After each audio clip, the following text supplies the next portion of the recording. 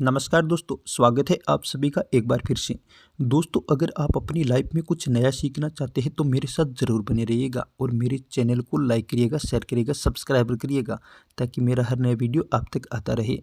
दोस्तों, आज हम जानेंगे कि जब व्यक्ति की मृत्यु होती है तो उसका दाह संस्कार यानी अंतिम संस्कार शाम ढलने के बाद क्यों नहीं किया जाता, इसके कारण क्या है, क्या रहस्य है इसका। तो चलिए दोस्तों, इस रहस्यमय वीडियो के बारे में आज हम जानेंगे।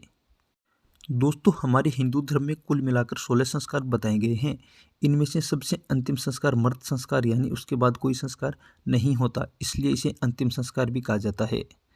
दोस्तों, शास्त्रों में बताया गया है कि शरीर पंचतत्व यानी जल, अग्नि, पृथ्वी और वायु, आकाश से बना होता है। अंतिम संस्कार के रूप में जब व्यक्ति का दाह संस्कार किया जाता है तब पांचों तत्व जहाँ से आए थे उन्हीं में विलीन हो जाते हैं और फिर से नया शरीर पाने के लिए अधिकारी बन जाते हैं। दोस्तों, अंतिम संस्कार विधिपूर्वक नहीं होने पर मृत व्यक्ति की आत्मा है वो भटकती रहती है, क्योंकि उन्हें न तो इस लोक में स्थान मिलता है और न ही परलोक में, इसलिए वह बीच में ही रह जाती है और ऐसे में व्यक्ति की आत्मा है वो प्रेतलोक में चली जाती है।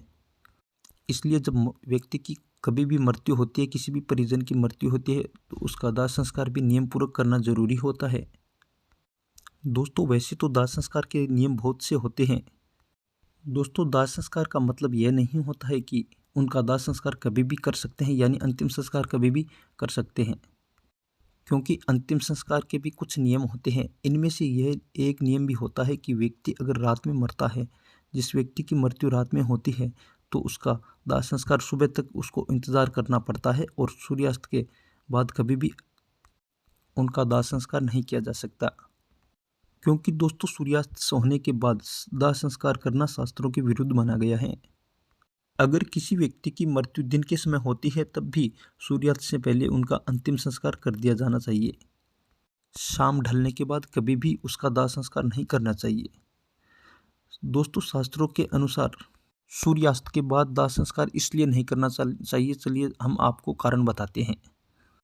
दोस्तों, अगर सूर्यास्त के बाद जिस व्यक्ति का अंतिम संस्कार होता है उसे बहुत ही बड़ा दोष मिलता है, यानी बहुत बड़ा दोष लगता है। ऐसा करने से मृत व्यक्ति को परलोक में कष्ट भोगना पड़ता है और उसे अगले जन्म में किसी अंग से दोष हो सकता है। एक मान्यता यह भी है कि सूर्यास्त के बाद स्वर्ग का द्वार है वो बंद हो जाता है और नरक का द्वार खुल जाता है।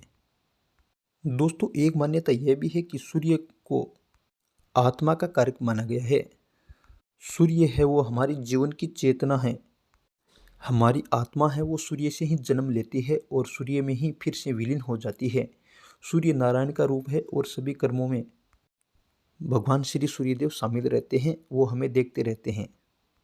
जबकि चंद्रमा है वो पितरों का कारक है, ये पितरों को संतुष्ट करने वाला होता है। रात्रि के समय असुरी शक्तियाँ प्रबल होती है जो मुक्ति के मार्ग में बाधा उत्पन्न करती है। इन्हीं कारणों से शास्त्रों में शाम ढलने के बाद शव का अंतिम संस्कार न करने की बात बताई गई है। दोस्तों, शास्त्रों में बताया गया है कि जिस व्यक्ति की शाम ढलने के बाद अगर व्यक्ति की मौत होती है, मृत्यु हो जाती है, तो उसके बाद शव को रात भर जलाया नहीं जा सकता और सूर्य उदय होने के बाद ही उनका अंतिम संस्कार होना जरूरी है। दोस्तों, अगर सूर्यास्त के बाद जब व्यक्ति की मृत्यु हो जाती है तो ऐसे में व्यक्ति के शव को आदरपूर्वक तुलसी के पौधे के समीप रखना चाहिए और शव के आसपास दीप जलाकर रखना चाहिए। शव को रात में कभी भी अकेले वीरान जगह में नहीं छोड़ना चाहिए, क्योंकि दोस्तों जो मृत व्यक्ति होता है उसकी आत्मा है वो अपने शरीर के आसपास भटकती रहती है और अपने परिजनों के व्यवहार को देखती रहती है।